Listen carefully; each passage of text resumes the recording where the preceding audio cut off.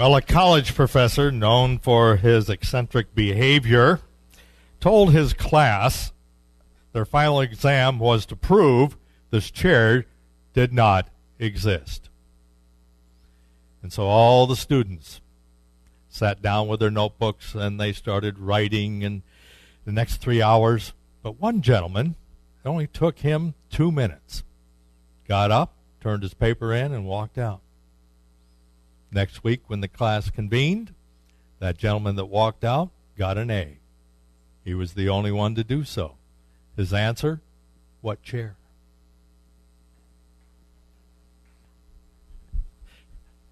Denial. I love it. Excuse me? Oh, you didn't. Oh, what chair means it wasn't there. Their assignment was to prove that the chair did not exist. So his answer was, what chair? Perfect denial. Oh. Where's my clicker? What clicker? That's right. Oh, what's under this, huh? We'll find out. Today's lesson is the power of letting go. Well, there's a story about letting go of possessions. The writer of Mark has a young man meeting Jesus on the side of the road, as they often did as he traveled the highways and byways of Judea, asking, how do I get into the kingdom of heaven? And so he starts off by calling him good teacher, but then Jesus reminds him that there's only one who's good, and that is the Father, God. All right? And then he goes on to say, well, do you know how to be good? Do you know how to get in? Have you been following the rules and regulations set forth by Moses? The 10 Commandments? That's basically what it is here. And of course he goes, yes, I have. Then he says, well, you lack one thing. Selling your possessions and giving it all to the poor. Now, once you've done that, then you can come follow me. Then you can be a disciple. You can't read. Oh, okay. Here. You're good, Gina. All right. And, of course, once he heard that, he went, oh, I can't do this. I got too many things. I can't do this. He's asking way too much. Who of us right here has stuff that needs to be sold? And I'm not talking about things, folks, okay? It's my stone. I like my stone. I love my stone. It's a nice stone. It's all mine. I can't live without my stone. And so we will drown in the sea of consciousness, hanging on to the stone, because it's a nice stone. Question is, what stone are you carrying? You know, there's also a story, I can go into a lot of stories, but that's for the Bible class. But, you know, the one about the yoke. The yoke is heavy. All right? What yoke do you wear around your neck? And who's driving you? What are the possessions that you're unwilling to sell? And we're not talking about physical possessions. What we're talking about are your beliefs. Those things that you hold in consciousness, those ideas, those concepts, all that information you have gained since childhood. Right now we've got 2 little babies, a 3-year-old, and was she 8 months? 8 months. Okay? And they're relatively new to the world and gathering information. You know, they're soaking it up every minute, every hour, just like we did. Now, we soaked up a lot, didn't we? So, what are your preconceptions? What are your assumptions about you being complete and ready?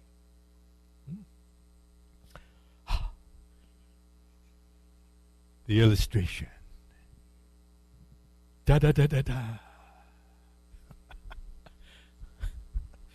Katie wanted me to do a fun lesson, so I said, okay, I'll do a fun lesson. Where's the well? There's. I know I could have added color, but I didn't think about food coloring, So, anyways, this is your consciousness right here, like a sponge, just like these kids. All right. What does it do? It's designed to soak stuff up, right? Well, right now it's all brand new.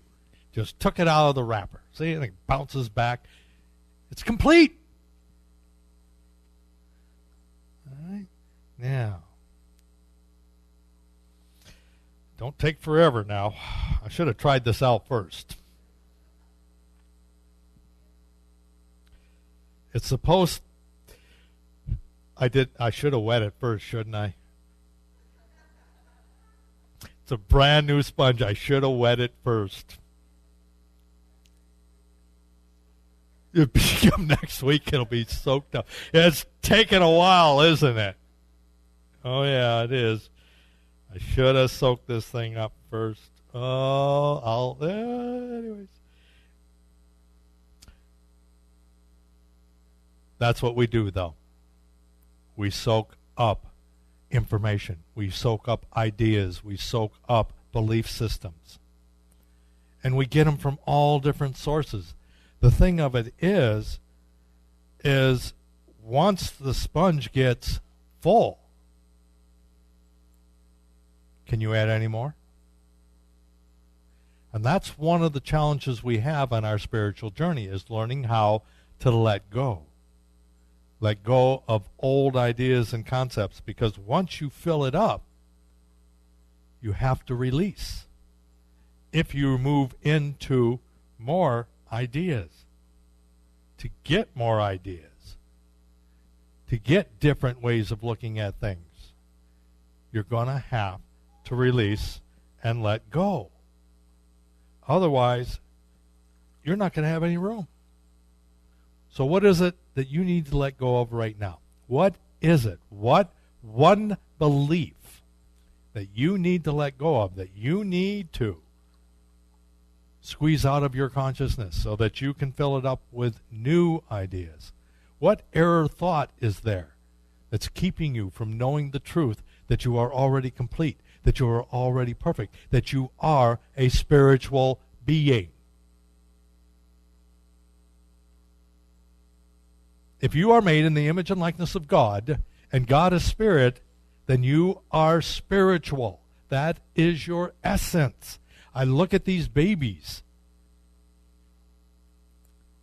and right now I've got a whole bunch of young ladies pregnant. Not me. I didn't. Whoa, let me clarify that. I didn't do it. That just hit me. Woo. No. I know of several young ladies, okay, that are pregnant, and they're in the beginning stages, their first trimester. So I've seen the sonograms, or the ultrasounds. Yeah, I've seen the pictures, all right? And these little fetuses, this energy, this life form that is taking shape, that will soon come out as a baby. It's gathering information from its mother. It's energy being turned into this human form. So what do we as adults now? I mean, they're brand new. They're coming into the world. What do we as adults need to do for ourselves as part of letting go so that we can be born again? And Jesus told Nicodemus, unless you are born again, you cannot enter in the kingdom of heaven.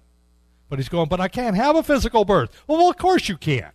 So what do you need to rebirth? your thoughts, your mind.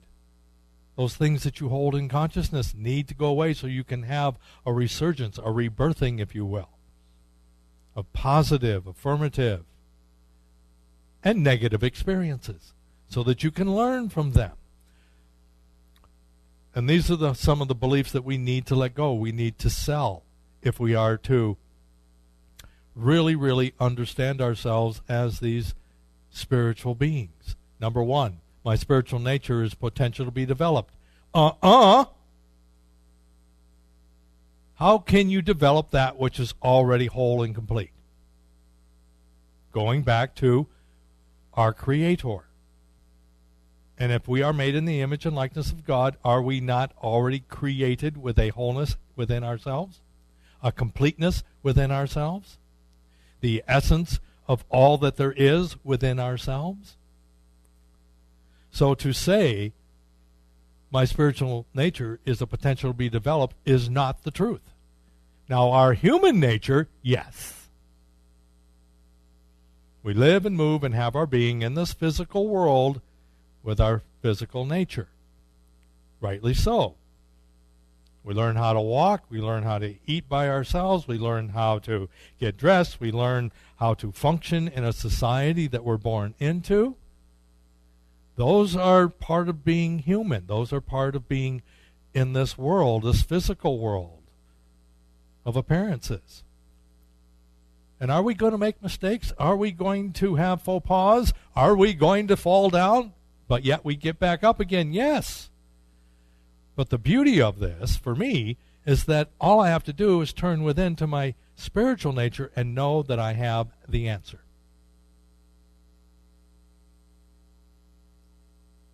And I may have to get rid of something. I may have to get rid of an old idea. I might have to sell some of those possessions that I've held so dearly to. Those old belief systems that do not serve me, that are not helping me, so that I can make room in the inn for the new birth. The inn being my consciousness. More study will bring me closer to my spiritual nature. How many of you have heard the term professional student? Individuals that are constantly going to school, never holding a job, but always going to school, constantly learning. Why? To me, what good is it to have all this knowledge and never share it? Never impart, never add to raise consciousness. Never add to the fulfillment and the uplifting of society in which we move and live and have our being. Or the race in general. What if everyone that ever went to school decided, okay, that's it, I've learned what I need to learn, now I'm not going to share it? More study and learning does not bring you closer to your spiritual nature because it's already in there.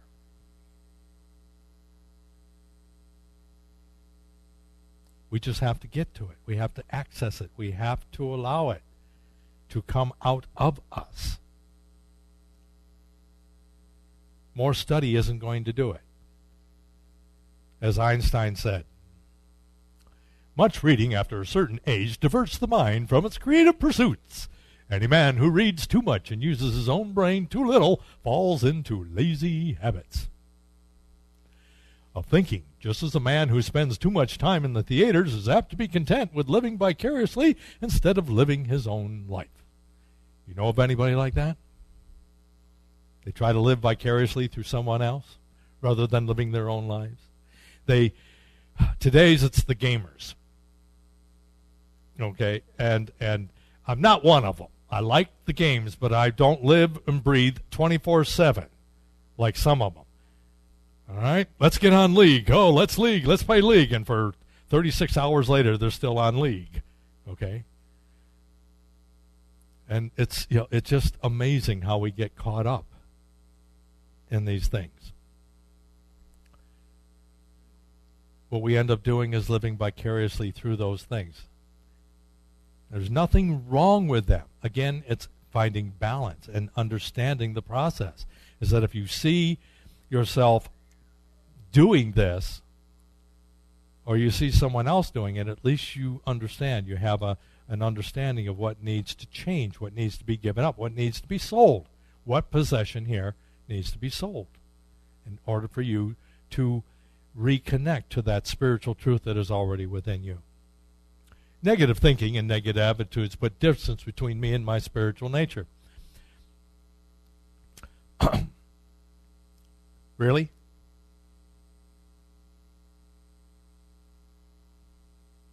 Well, isn't that why we're here, Chuck? Is to learn how not to do that? I mean, you're always talking about negative attitudes, negative thoughts, bringing, negative experiences and situations and circumstances into my life. Doesn't that keep me from my spiritual nature? Your thinking may make you miserable, yes. I know mine has lately. All right? But it's my thoughts. Just as you have your thoughts. But it's not going to keep me from my spiritual nature. Because it's already there. If I'm feeling separated from God, if I'm feeling separated from the creative life force, if I'm feeling separated from that source that gives me power, who walked away? Not God, not that spiritual essence that abides within me. I have, on a conscious level, walked away from it by engaging in the physical material world of possessions and those ideas and concepts that are part of the concrete structure of this physical world. Now, any one of us can turn the radio on, can read the paper, and you're going to have negative influences there. My letter this month that went out talked about dealing with fear, how to overcome fear. Because fear sells, and we know that. So do the news medias. That's why they do it. So we have to learn how to separate that reality of our spiritual essence, the truth that is within us, from what we see out here, what we're seeing and hearing, and that's influencing us. Because your spiritual nature is never out of reach, and it cannot be damaged, ever. It doesn't matter what you've been through. You cannot damage God.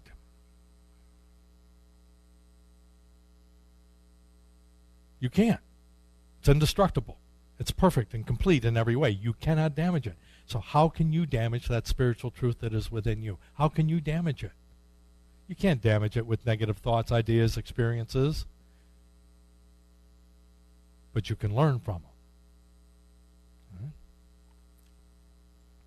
God can either be patient or impatient with me. This is for those that really have a hard time with patience. Okay? And sometimes we blame everything on God. Well, God doesn't want me to have it. God doesn't like me.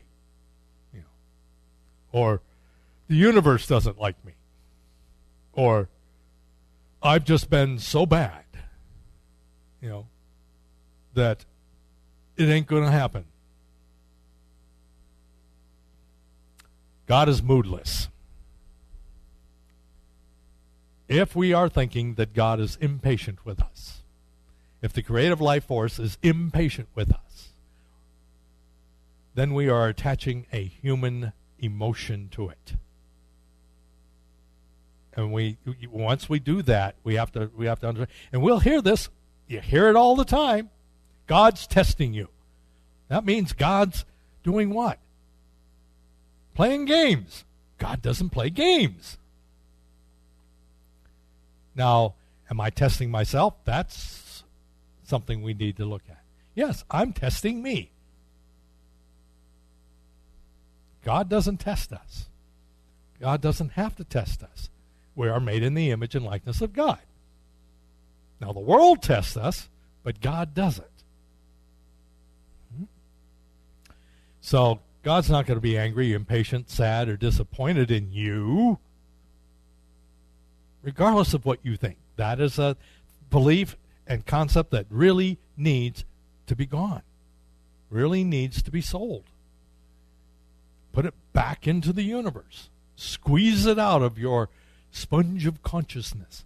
Return it back from which it came.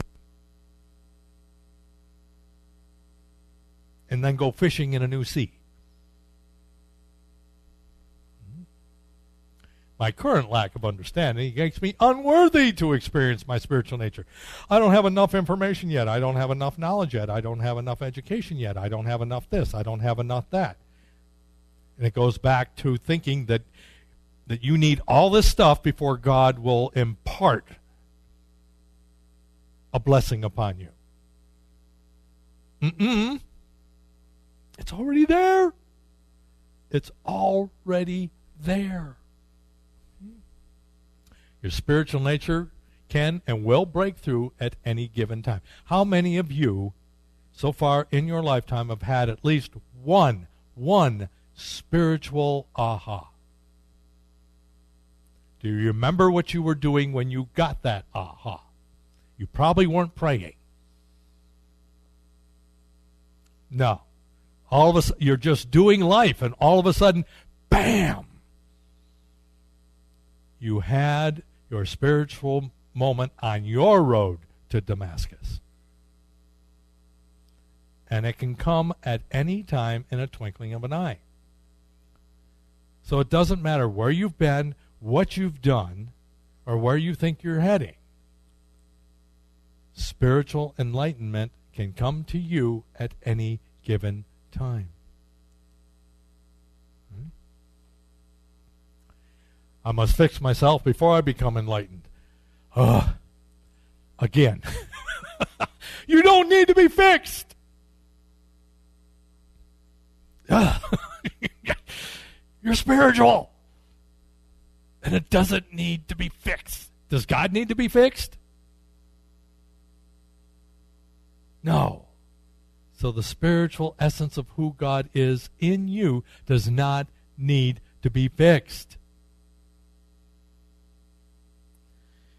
And you know you are perfect just the way you are.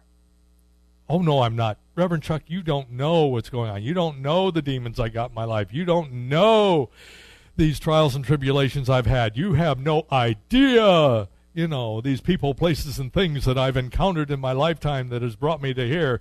And I'm just not ready. I don't know. Yes, you are. And I do know. I do know that you're perfect and complete from a spiritual essence of your being. Now, the physicalness we all deal with. All of us deal with the physical aspects of being human. It's called the human condition. It doesn't need to be fixed. It just needs to be changed. How we look at things need to change. How we view things needs to be changed. We need to sell those possessions, those thoughts, those ideas, those beliefs that do not serve us. We need to discard them. We need to let them go. We need to box them up and give them away. Give them back to the universe. Or if you want, have a big bonfire. Box it up and burn it up. Just make sure you have a permit. And don't do it here in the valley without the air control people knowing that you're doing it. We don't want to add to the pollution. And believe me, some of those old ideas and concepts are polluting, aren't they? From a metaphorically frame of mind, they do pollute. My soul is not the same quality or stature like Jesus or the others that I perceive as spiritual giants. Another one of those ideas that keep us. And believe me, right now, not every church. That's a absolute, yeah. But many churches out there right now are saying, you aren't the same as Jesus. There is no way you can walk his walk. There's no way you could be like him. There's only one Son of God. That's not what he taught. And this is a belief we really need to get rid of because okay, you wascally wabbit. Ooh, I'm hungry. My blood sugars are dropping quick. So I got to hurry up here so we can get in there and get some chocolate cake.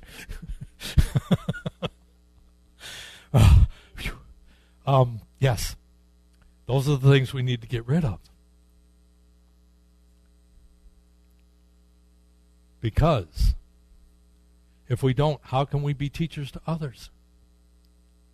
How can we teach truth? If we think we are not on the same playing field, how can we not move ahead? The things I've done, you will do also, and greater will you do. That needs to really resonate with us so that we can go forth and do the things we need to do. And it doesn't matter where we find ourselves right now, what state of consciousness we are in right now. That does not matter. It matters not. You are where you need to be at this moment in time. What matters is we recognize that we are connected to something that is already complete and perfect, that it is within us. And by letting go of all that old stuff, we get to have a clearer picture, as Charles Fillmore taught. The power of letting go lies within our ability to practice renunciation. That is elimination. One of our 12 powers, one of our 12 attributes. And what are we trying to do? Those preconceived ideas and thoughts that have kept us in bondage to error thought, have not allowed us to grow, not allowed us that opportunity to access our spiritual truth that is within us. A healthy state of mind, he says, is attained when the thinker willingly lets go of the old thoughts and takes on the new.